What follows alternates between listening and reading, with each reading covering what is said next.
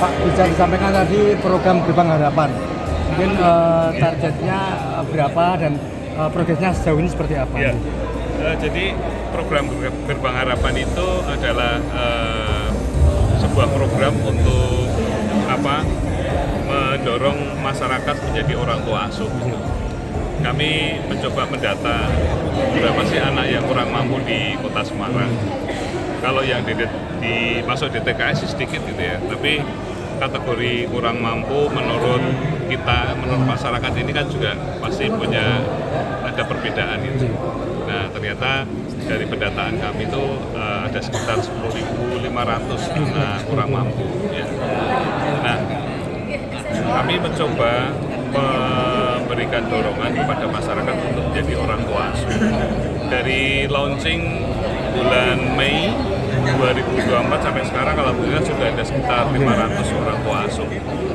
Orang tua asuh yang mengasuh anak-anak kurang mampu. Itu berarti SD sampai SMP Bapak? Mulai PAUD malah. Mulai PAUD sampai SMP. Sampai SMP. Nah, harapan kami dengan pertemuan Dewan Pendidikan dan Komite Sekolah nanti bareng-bareng memberikan sosialisasi kepada masyarakat. Ya, siapa tahu ada masyarakat yang berlebih rezeki bisa menjadi orang tua asuh. Apa yang bisa diberikan? Ya uang saku lah, sebulan 100.000 nggak apa-apa. Nanti setahun sekali berikan seragam, membelikan tas sekolah, alat-alat tulis. Dan yang paling penting yang saya amati, anak-anak yang punya orang tua asuh mereka jadi PD atau punya bapak asuh.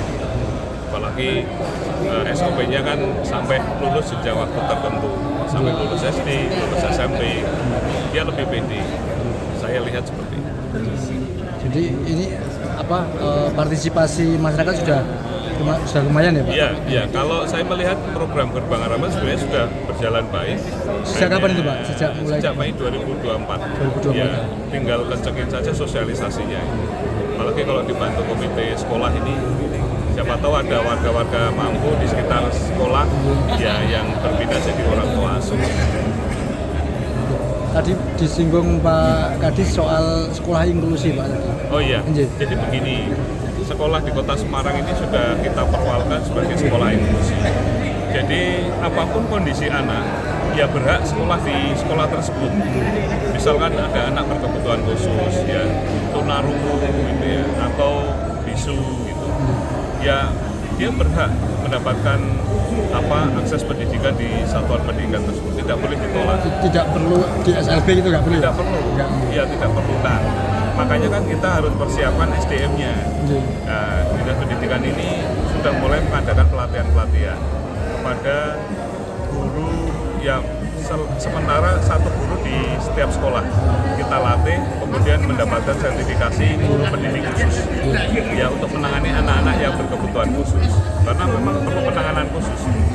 Kan namanya kebutuhan khusus itu macam-macam gitu. Seperti tadi yang saya sampaikan, ada yang tiba-tiba sukanya nusuk pensil gitu ya, pipis di kelas ya, itu kan perlu kesabaran, perlu keahlian khusus, tidak semua guru keahlian khusus. Dan ini komite perlu perso gitu ya, sehingga ya ikut diskusi lah sama kepala sekolah, apa Bu yang bisa kami bantu.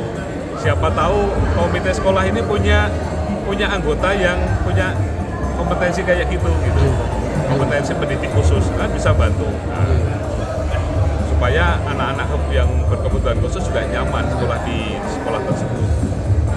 Terus lanjut Pak, tadi soal tadi yang terakhir soal bullying tadi Pak. Mungkin ternyata betul. Masih marak ya Pak? Penanganan kekerasan di satuan pendidikan. Jadi kalau kemarin ada fenomena gangster teriak, nah itu harusnya bareng-bareng memang. Komite sekolah juga perlu diskusi sama kepala sekolah. Gimana kondisi bullying di sekolah ini? Masih ada nggak tindak kekerasan di sekolah ini? Itu komite perlu perso. Sehingga bareng-bareng, kalau kekerasan, bullying yang menangani sekolah saja sepertinya kurang efektif. Jadi harus ada peran. Ya, kalau ada komite, apalagi mungkin ada yang jadi penegak hukum, gitu kan. Ada yang punya kompetensi psikolog, kan bisa bantu itu Pak.